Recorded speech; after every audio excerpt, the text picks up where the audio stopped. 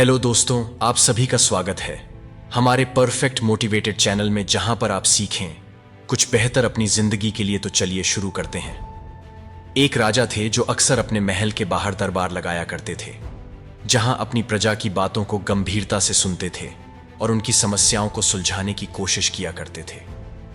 एक दिन उस राज्य में एक आदमी अपने हाथों में एक हीरा और एक कांच का टुकड़ा लेकर पहुंचा।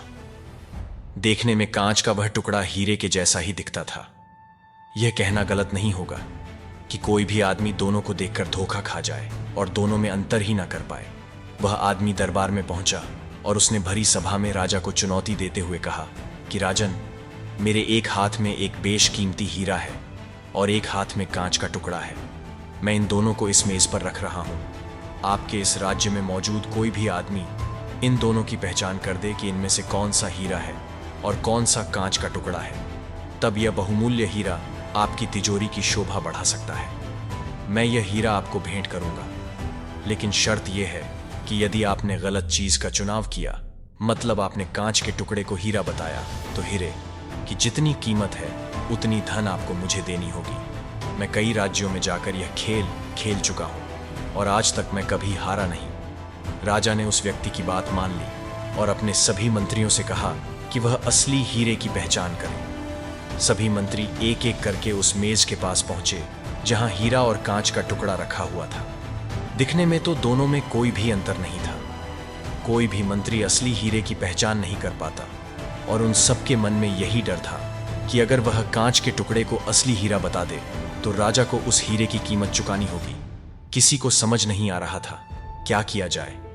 एक तरह से राजा की हार हो रही थी। राजा भी समझ नहीं पा रहा था। तभी दरबार में मौजूद प्रजा समूह से एक आवाज आई, राजन, कृपया मुझे भी प्रयास करने दो। वह आवाज एक बूढ़े अंधे व्यक्ति की थी जो बचपन से नेत्रहीन था। सबको लगा कि इतने बुद्धिमान मंत्रियों से कुछ नहीं हुआ तो एक बूढ़ा व्यक्ति क्या कर लेगा, लेकिन राजा के पास और कोई रास्ता भी नहीं था। बूढ़े व्यक्ति को सम्मान से मेज के पास ले जाया गया।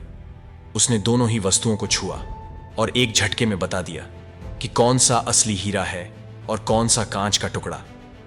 बूढ़े आदमी ने असली हीरे की पहचान कर ली।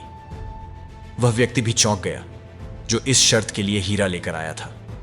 अब हीरे की तिजोरी में रखने की तैयारी शुरू होने लगी। बूढ़े बाबा की जय जयकार होने लगी। इसी बीच राजा उस बूढ़े व्यक्ति के पास पहुंचे और उनसे पूछा कि आपने एक झटके में ही असली हीरे की पहचान कैसे कर ली। बूढ़े बाबा बोले, राजन, मैं बचपन से ही अंधा हूं और मुझे किसी भी चीज की चमक पता नहीं चली, लेकिन जब मैं दोनों को छुआ तो इतनी धूप में भी हीरा बहुत ठंडा था और कांच का टुकड़ा धूप से तप रहा था और बहुत गर्म था। आपके मंत्रियों ने बस दोनों की चमक देखी, लेकिन उन्होंने असली हीरे का गुण नहीं देखा। असली हीरा हर परिस्थिति में ठंडा होता है। राजा को अपना उत्तर मिल चुका था। दोस्तों, इस छोटी सी कहानी से हमें यह सीख मिलती है कि हर व्यक्ति में दो तरह के गुण पाए जाते हैं, ठीक उस हीरे की तरह और कांच के उस टुकड़े की तरह। जो व्यक्ति विपरीत परिस्थितियों में भी गर्म नहीं हुआ, ठंडा रहा, वो अपनी लाइफ में हर वो चीज कर सकता है जो करना चाहता है।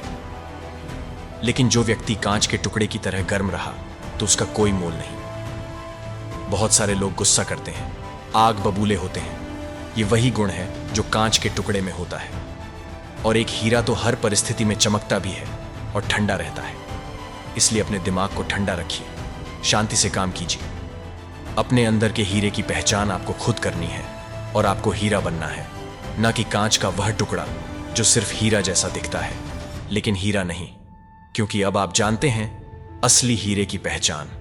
दोस्तों, मुझे उम्मीद है कि इस कहानी को सुनकर आपको बहुत कुछ सीखने को मिला होगा। तो यह कहानी आपको कैसी लगी, नीचे कमेंट बॉक्स में जाकर अपना कीमती कमेंट हमें लिखकर जरूर भेजें। वीडियो को लाइक और अपनों के साथ शेयर जरूर करें। Thanks for watching.